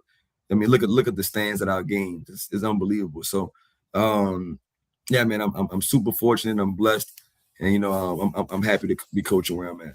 I know the support has been unbelievable. I know the JT gave you big time props, and I know Michael Kreischer. I know you probably got a phone call from him and stuff like that. No, man, we talk. We that's my right hand. We talk every day. Like he's still at the school every day. We have the two last periods of school we kind of have together, man. And I pick his brain. He throws out suggestions to me because he goes back and watch all of our games. He's at the game, but then he goes home and rewatch it and tells me what we need to improve and what we need to do better. And and he's just a basketball junkie, man, who wants nothing but to see me do well and have success. And he's the first guy to root for us, man. And he's the first one to call me when we have a bad game and let me know it's gonna be all right. He's been through it all. So he coached me when he taught me a lot about the game. So the love I have for him, man, it runs deep. So I'm fortunate, man, to still have him around, still pick his brain. It's crazy. He knows the game. He's still with it, and he's 99.9% of the time he's spot on with what he sees. So, but yeah, man, that's my guy right there. JP? Definitely, Coach Biko, man. It's always great talking with you, man. And once again, man, on behalf of the Hash It Out Show, we want to tell you congratulations on winning that state championship, man. And appreciate you guys. Definitely want to have you back on the show again in the future. Anytime, man. I appreciate you guys for having me, man. I thank you guys for what you guys are doing, man, for covering us high school basketball, the programs, man. It's amazing, man. I'm not gonna lie, I use you guys' games as scouting tools sometimes. You ain't the only one. I mean, I salute you guys, man, what y'all doing, man. Y'all keep it up, man. However, I can never help. You guys know I'm a phone call, text away. So appreciate you guys again, man. I'll see you guys soon. Definitely, man. Coach Biko, thank you, man. Coach Biko, thank you. And hopefully we're gonna try and get Malik Morgan on this show. We'll talk to you more about it. We're gonna do it. I'll reach out to him and we'll set something up. We'll get that done. Definitely, Coach. All right, fellas. All right, Coach. All right, Coach. Congratulations. Coach Biko Paris, the head coach of the John Curtis Patriots. And I tell you this, though, that future is bright. Future is bright for John Curtis.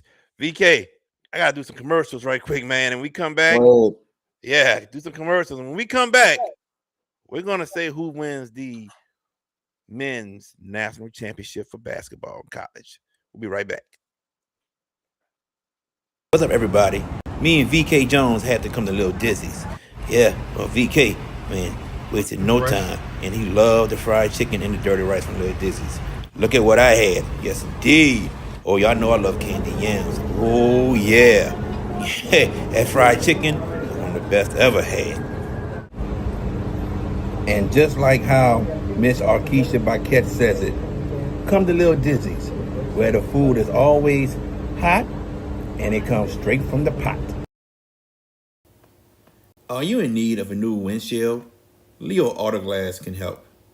For 20 years, Leo Autoglass have been servicing the New Orleans area with windshield replacement and auto glass repair. Give them a call today, 504-301-8353. Did you experience storm damage from Hurricane Francine? Barretto Home Solutions can help. You can give them a call at 504-940-7552. At Bayou AV Security, we are your one-stop shop for all your needs, whether it's enhancing your home entertainment system, securing your property, ensuring a seamless internet connection, or illuminating your outdoor spaces. We've got you covered. Bayou AV Security, where technology meets reliability. Call us today to experience the Bayou difference. JFK Martial Arts offers a wide variety of martial arts programs for kids, teens, and adults as they empower lives through martial arts. Please give them a call at 985 266 0664 and don't forget to ask about their 1 week free special. And welcome back to the Hash It Out Show. I'm your host, JB the Sports Guy. We got VK Jones with us. So the men's tournament started Tuesday with the, playing tournament. VK Jones, as we move forward, someone has to win a national championship. Who do you have winning the national championship, VK Jones? Well, first of all, this is an interesting tournament. Very, very interesting tournament this year and stuff like that. We're gonna see who's gonna be real, who's gonna be fake more than anything. Final four for me, and I'll tell you who my champion is gonna be. Uh, taking a big look at all everything, my final four is going to be Florida, Michigan. This one I'm going out on a limb on because I think one of these teams is going to get there in this side of the bracket because of the fact that one team might wind up slipping up, especially on that west side of that bracket. And to me, we know Arizona the team to beat, but Tommy Lloyd got to show me something. He's got to show me something this year if they can finally get to the Final Four. I am going with John Calipari in Arkansas to go to the Final Four on the west side. And I'm on the east side. It's going to be tough. That's going to be a tough bracket. I'm going with UConn to go to the Final Four. My national championship game. And I tell you one thing, man, it's gonna be close. I know you're gonna disagree with me on that, man, and I'll give you reasons in a little bit. My national championship is going to be because that semifinal gonna be tough. It's gonna be Michigan, and it's going to be the Florida Gators for the national championship, the winner this year. It is going to be the Florida Gators repeating as national champs.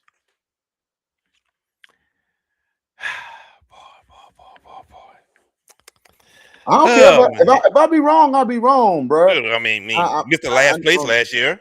Huh? Missed the last place last year in the Hash It Out Show bracket challenge. Everybody, come on, join that bracket challenge. Yeah, but my turn, man. Let me get going right quick. Let me get going. Go ahead, handle it. I'm gonna shut my thing up right now. Yeah. All right, guys. So let me get going. I think Arizona gets to the Final Four. I think Michigan gets to the Final Four. When it comes to the Florida bracket, that rematch with Houston gonna be something else. And this ain't the same Florida team from last season, ladies and gentlemen. It ain't the same. It ain't. So I'm kind of stuck there. I don't know yet, and when it comes to that loaded East region, with all those teams in that East region, I got question marks because Duke got a couple injuries to some key players on that team. And I think they're good for the first two rounds, but Sweet 16, I think they need those players. So I just don't know if they're going to have those players come Sweet 16. But I will say this. I think Arizona is the most for sure team to get to the championship game. I think Duke can get there if those two players come back from injury. And if they play, and it's hard for me to say this, It hurts my soul. The Duke Blue Devils will raise that trophy for a sixth time and be national champions. It hurts me to my soul to say that, but that's a scenario. Florida, I just don't know this year. Last year I was all Florida. I said they'll do it, and they did it. I just don't have the same confidence in the Florida Gators this season. I can understand where you're coming from with that. But my thing with Houston, I don't trust Houston. You never I have. I You don't. never No, have. no, no, no. In the beginning of the season, I had them had a chance to win it all. But I seen some games, and what I kept saw? saying about I saw some games. Oh, okay, you okay? Okay, I get what you talking. We're gonna get it right. We're gonna get it right. We gonna get it right. Yeah. We gonna get it right. Okay, I'm my man. We're gonna get it right.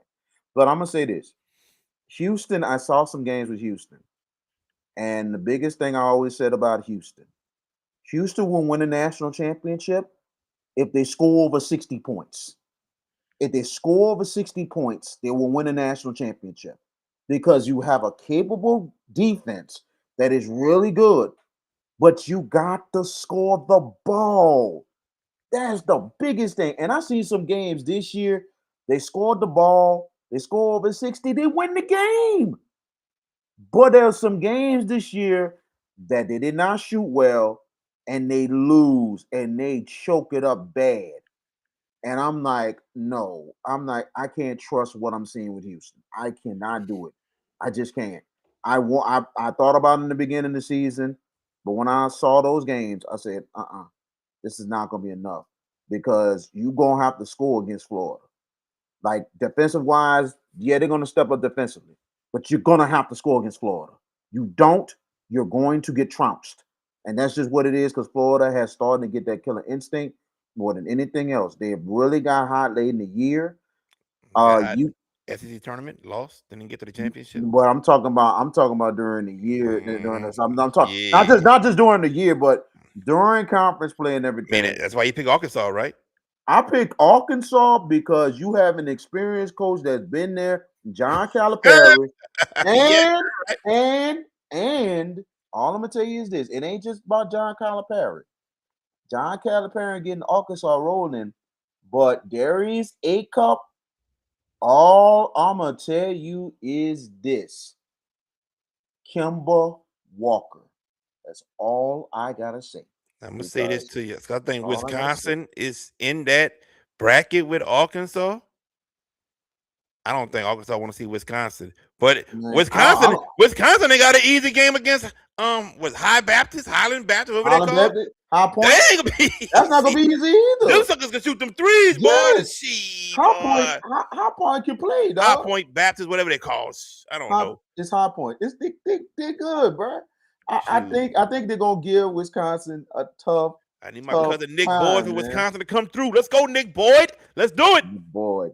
Well, we'll see. But that's why I picked Arkansas to get to the Final Four because Arizona, they have been there. But the thing is, Tommy Lloyd and had great teams so far, and they got to that they ain't got to that they didn't broke their gas ceiling I don't yet, see man. nobody in that bracket beating Arizona. Not one team. I don't see any team. Arkansas doing it because the thing I hear you last place last year. All I'm gonna tell you is this, man. Arizona. Who you had beating who last year? If Pepper was here, he'd tell you who you said. Remember who you had beating Arizona in the first round. Who you had beating? well, I was wrong on that. But at the same time, last year. Yes. But here's the thing about Arizona. Remember how long it took for Lute Olson to finally win the national title? Long freaking time. How many titles he got though? He only got probably 2. Yeah, good enough. A lot don't have one. A lot don't have one. No. I'm not knocking Lute as a coach. He's legendary. Sometimes it takes long. But I know, but for Tommy Lloyd, I'm not saying he's not a bad coach. It's not bad. He's done a nice job at Arizona, but you gotta really get there because he didn't had some talented Arizona teams, and we got another one. But there's some games, and how long Tommy Lloyd been the head coach of Arizona? Huh? I think this is what, year 5 now. for Tommy Sean Lloyd. Miller been gone that long? Sean Miller? Yeah, he's been gone for a minute. If it ain't year 5, it's year 4. Because remember, they had to make that transition. And they had, I think they were the interim in between Miller, and then all of a sudden they went with Lloyd. And then, because Miller been gone for a whole minute. And now he got back to, he was at Xavier, back at Xavier again, and now back to another program. So it happens. But I like Arkansas. Michigan, you know what I'm saying? I like what they're doing. I think they're going to really handle some business and everything in that one. The scenario I wanted happened because the thing I looking at was UConn. And UConn was a 2. And I was like, okay, which place they go to, if they go to that, UConn's gonna be a problem. This ain't UConn 2 years ago. This 3. UConn team is a good team, man. Oh, they're a good team. They're a good team. They ain't 2 years ago or 3 years ago. They ain't them. Let me tell you something right now. It might not be them, but you still got last year. No. Let me tell you something. Go ahead. They still got national championship experience on their team, baby. We not saying they don't. But guess what? They got matchups that is going to hurt Duke. I am telling you now.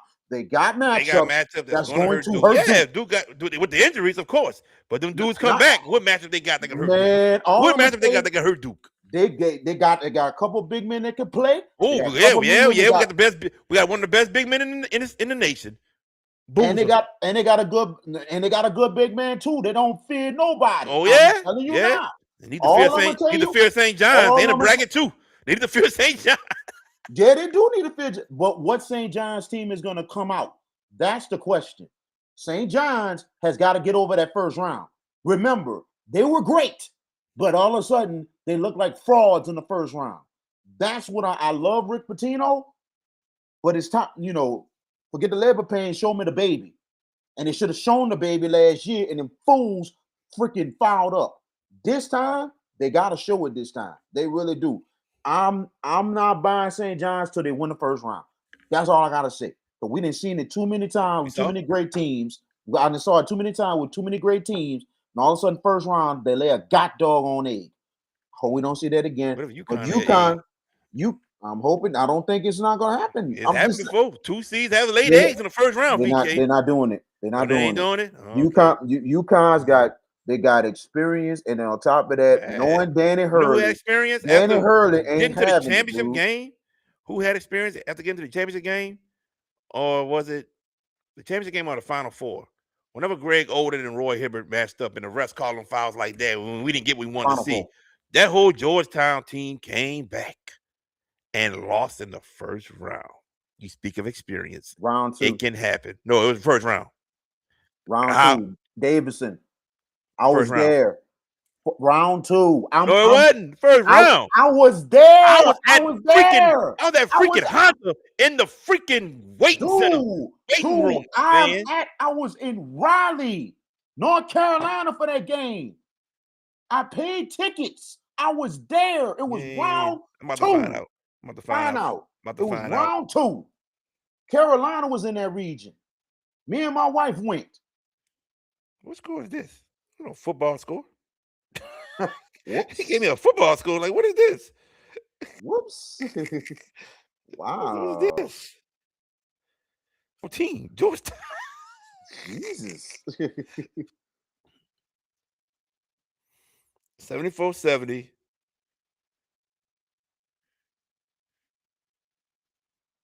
March 23rd, 2008. 10 seed over 2, second round. So VK is right, ladies and gentlemen. Give him his credit. He is right. Yeah, that was in that. For once in his life. All I know that it can happen. Georgetown, and even the year before, Georgetown should have freaking lost in the Elite 8. I don't know how the hell Carolina lost that doggone game. Yeah, I remember that like yesterday, watching that game, man. I remember like yesterday. God. They had, to me, maybe one of the best, and I'm glad that Carolina kind of came back the next year and won it. Came back the next year. They all came back. Yeah, they all came back. It was unbelievable because you look at that time, and it was a young team, and to me, maybe one of the best teams I seen at Carolina I know it's one of since the the best teams you saw. 90. Yes, sir. One of the best teams I saw at Carolina since '94. To me, the 1994 North Carolina team was the best North Carolina team I ever seen in my life. The 94 Too team? bad. Yes, and too bad they lost They in ain't the win. second round. They lost. I know, but they lost in the second round. Oh, they ain't They no were best team. no. It was the best. You look at that Ain't no team. best team, bro. No. I'm saying it was one of the best. You can't say that Dude, because you can't even say no, the no, no. 73-9 Golden State Warriors are the best team ever. You can't even say that, bro. No. I can say that about Carolina because that was one of the best They teams that didn't win. win. You can't say it. No, this is one of. Listen to me. I can The tell best you regular season about. team? Listen. Great team. There's some great teams that probably never won a championship. That was one of them, and they should have won it that year. To be honest with you, dog, you have to think about the experience that came back from that national championship team, and you add Hey, Salthouse, experience, dude. You add no. experience again, like Georgetown, right? Listen. Like Georgetown. But Everybody came back. no, you have to think about this, bro. You have to think about this. And I'm saying this for a reason. You have to think as a Carolina fan. Come on, bro. You return almost everybody from the national championship. So You did add. Georgetown. Can I finish? Yeah, but I'm just letting you know. So did Georgetown. No. You have to understand. This was more deeper than the Georgetown Understand? team. What's that understand? They're more deeper than the Georgetown won Georgetown the team. championship and lost and came back to everybody in the next season. Can I finish? Yeah, you can finish. Because you're But aggravating me you right know now. that experience. I'm saying, okay, But it's it's fact. happened with many teams and it hasn't worked. But go ahead. Listen, sometimes with experience do work, sometimes it don't. Okay. 60-70% of the time it works. 40% it doesn't. Okay. 67. Go ahead. I'm saying it because I've seen it too many times. You I saw saw it too many times. Yeah, okay. I saw it too many times. I Okay. know. You need Look, glasses now, but go ahead. I'll be quiet. No, Look, don't get mad. look. Go I'm ahead. Don't gonna get say mad. this. I'm gonna say this. Look, they have way more experience because you have to think all those players returned from the '93 team, and you add on Jerry Stackhouse, Rasheed Wallace, and Jeff McGinnis to your squad with Derek Phelps, Donald Williams, Eric Montross, Pat Sullivan, all them come back. Man, the regular season, they killing everybody, bruh. But I had a feeling right then and there, and I had a feeling it was going to be trouble because I watched this team early in the year, and that's Boston College. I watched them, and I was like, bruh, they beat Georgetown, they beat Needs team in a tough big. I'm like, this team going to be scary. And when it was in Carolina's bracket, I knew right then and there. I said, this might be trouble for the Tar Heels. I said, why they put them on the side with Carolina? So when that game went down, I knew it was going to be close. And Boston College pulled it off. I was not happy, but I was not surprised because that is a good Boston College team. Got to the Elite Eight. So that was Malcolm Huckabee, Billy Curley. That was a scrappy bunch of players and probably the best Boston College team I've seen that I ever seen because that was a really good squad. You know what I'm saying? So, bro, I still say to this day that Carolina team was so loaded. It was just too bad. Loaded. Ronald, There you go. they were Good loaded. word. Loaded. Loaded. Yeah, they were Good loaded. word. Not one of the best teams ever. Loaded. You see, That's to me. experience is like Raymond Felton, Rashad McCants, Sean May, and them coming back the following year and winning it, or go a couple years down the line with what's my boy name? Point Psycho guard. T. Oh, you talking about wait. You talking about Point guard name, man. My point guard name, man. Felton. Wayne Psycho Felton, T. Psycho T. Wayne Ellington and those guys who lost in the Elite Eight to Georgetown and came back a year later to win it all. That's experience. The Florida Gators who went back to back. That's experience. Who was the last team to go back to back in college basketball? It wasn't Villanova. UConn. That's experience. Yes, that's experience. Yes, that's experience. So I mean, so we'll see, but it doesn't always happen that way in this tournament. But I think it's not just experience with UConn. I think they got matchups that could hurt Duke. Honestly, I'm like this. I had an analogy years ago. Oh, Lord have mercy. No. Yes, I'm trying to tell the truth. I'm listening. I gotta hear this. He had an analogy, y'all. I gotta hear this. I had an analogy years ago. What up, Johnny Walker? There was a Kansas team that was really, really loaded, a really good team. And I'm like, man, Kansas, they should walk through the whole. I should walk through the whole region. I looked at the region myself, and I looked at one team, and I watched their games, and I was like, wait a minute.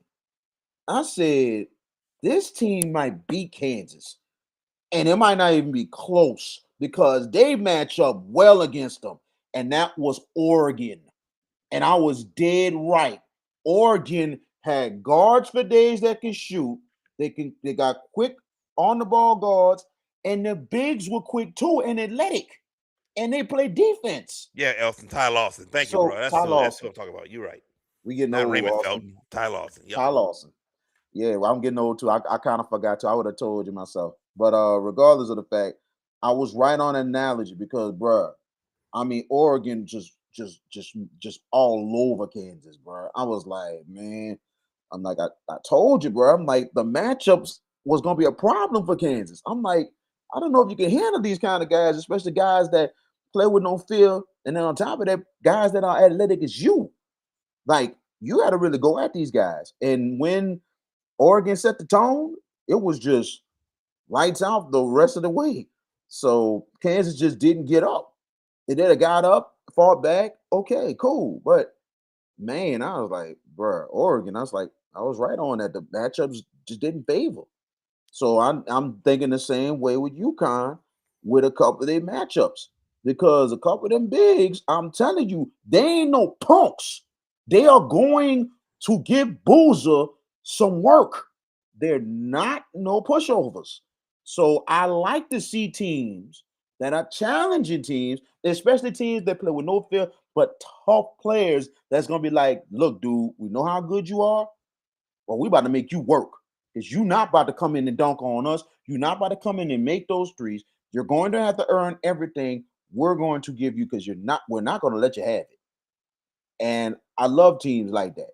And that's what it's about, challenge. You know what I'm saying? I think UConn, it presents an interesting challenge more than anything else. Don't get me wrong. If Duke gets by the East, yeah, they have a great chance of cutting down the nets. I hate to say that myself as a Duke hater myself, but if they get by the East, yeah, they got a great chance of cutting down the nets. I can definitely be honest with you on that. But I think it might be Florida's time to go back to back in an unexpected way. So that's why I'm picking the Gators. And I might be wrong. I don't care. If I'm wrong, I'm wrong. I don't care. I don't care. If I'm wrong, I'm wrong. If I'm right, somebody gonna be sick on the show and everything. And gonna be Really, like, Mr. Last year, last place? Really? Be sick? uh-uh. Anyway. Yeah, you were sick when Kennedy got that win, so it's all good. I was not sick because I went to talk to Elphage. I talked to your boys, that's the coach. Talk with all of them. I wasn't sick at all. You wasn't sick when VK was right again. VK was right again, like once out of every few months. VK I wasn't sick at all. I wasn't sick at all because I VK went was talk to them dudes, dapped them up and everything. I wasn't sick. okay. I wasn't sick at all. Okay, VK was right when Kennedy beat Shaw. VK was right when Bell Chase beat Shaw. VK was right when St. Charles won the district. What another thing I said? VK was right on. There was something else. I mean, was right do on. you want me to name most of I was right on more than you? You want to go there? You want to go there, VK Jones? I'm giving you memory. I'm giving memory. You memory. I don't need a memory. Because Congratulations. I'll add one to you. The best week ever in the picks, 25-3. Congratulations, VK Jones. You're still finishing last place. Get the hell up out of here, man. Man, look, I'm gonna get my wins. We waiting. Elston waiting. I know they're waiting. We waiting. But see, sometimes we've heard it for years. We waiting. Sometimes you be forgetting. I gotta remind you. Remind me what? Yeah, remind me of what? I gotta remind you that sometimes you're wrong. You're not always not as much as you. Man, you would remind me I'm wrong. Not as much as you. Not even. No. But we're not perfect. I'm way up here. You right there. I'm like, we ain't perfect now. George about right there. There's VK. There's VK. I'm like this. We're not perfect, but once in a while, I'm gonna get some wins. So that's just what it is. Get some wins. Hey, you gonna get some wins with the 25-3? Still last place. A lot of it. I'm like this. The win total this year was a huge improvement. He needs his moral victory, people. I don't need no moral victory. The win total was Great improvement, yeah. And once again, for the 4th year in a row, or the 3rd year, how many years we've been doing this? Last place. Well, Last place. it doesn't matter. I mean, he talked all that trash before week 1. Talked all that trash. Didn't win in week 1. Well, I'm like this. If things go well with the picks and the challenge this year in the NCAA's, well, it'll be another thing under my belt. So it'll be no more last place, and we'll go forward with that. I'm gonna say it right here, right now. VK ain't gonna win that challenge.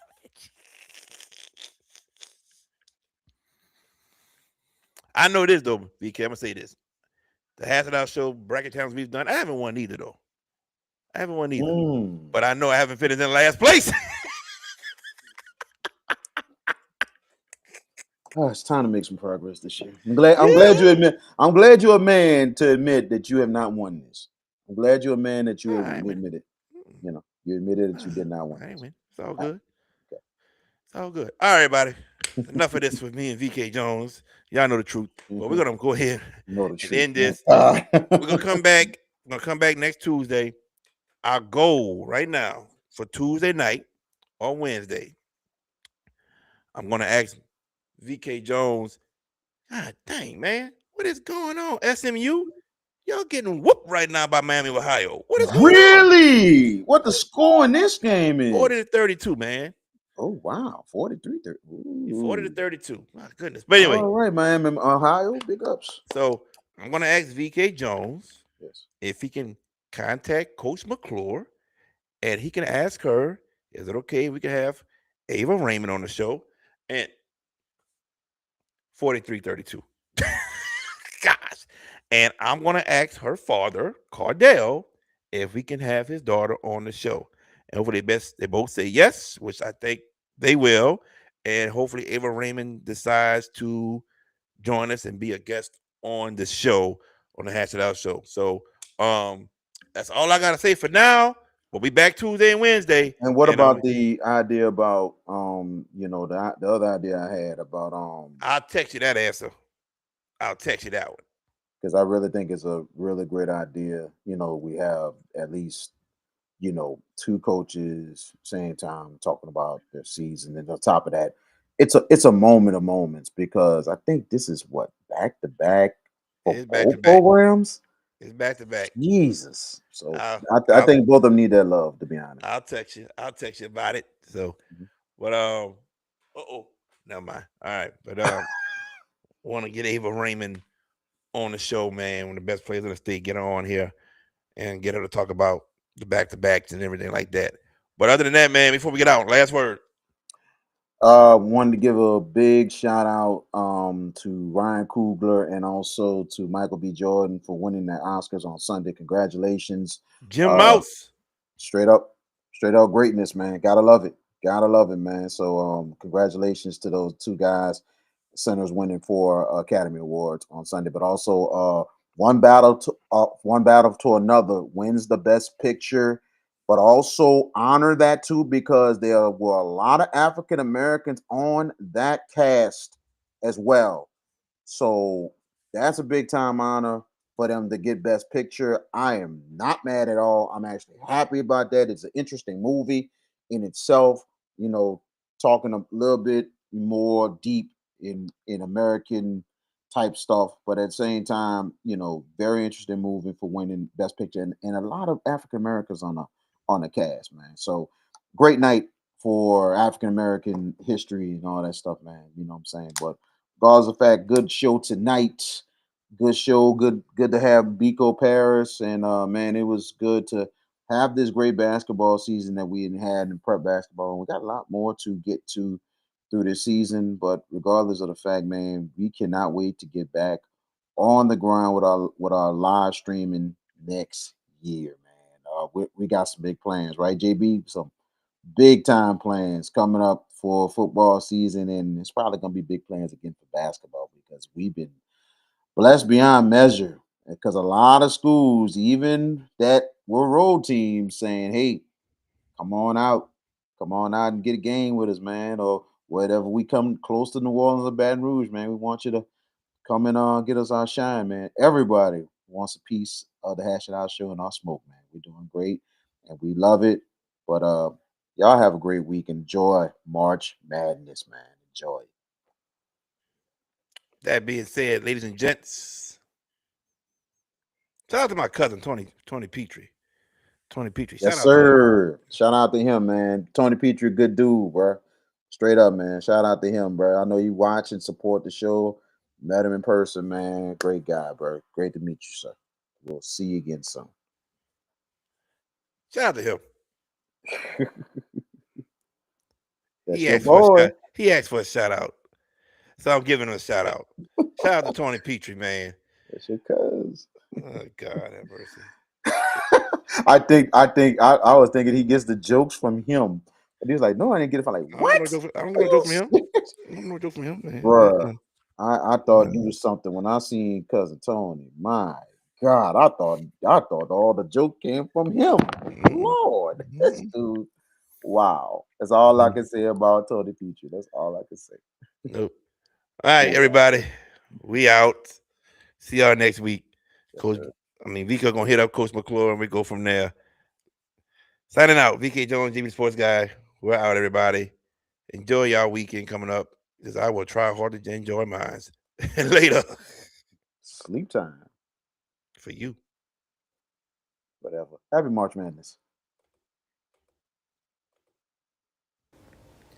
Hey, parents and coaches. Want your young athlete to go far on and off the field? Kumon of Gretna is the place for you. Whether it's reading plays or calculating scores, early literacy and math skills teach focus, discipline, and decision making. Give your student athlete the edge. Start early, start smart at Kumon of Gretna. If you're looking for the best pizza in Metro New Orleans, then you're in the right place. Moe's Pizza has a great selection of Italian food that can satisfy your appetite, and they can also cater to your needs in any event. Give them a call at 504-341-9650 or log on to www.moespizzanola.com, located at 1112 Avenue H in West Wego, Louisiana. Moe's Pizza, Italians do it better. If you ever need help with 401k services, fiduciary services, or executive benefits, then Jeremy Callaghan of CoSource Financial Group is the guy to see. You can reach him at 337-606-9860.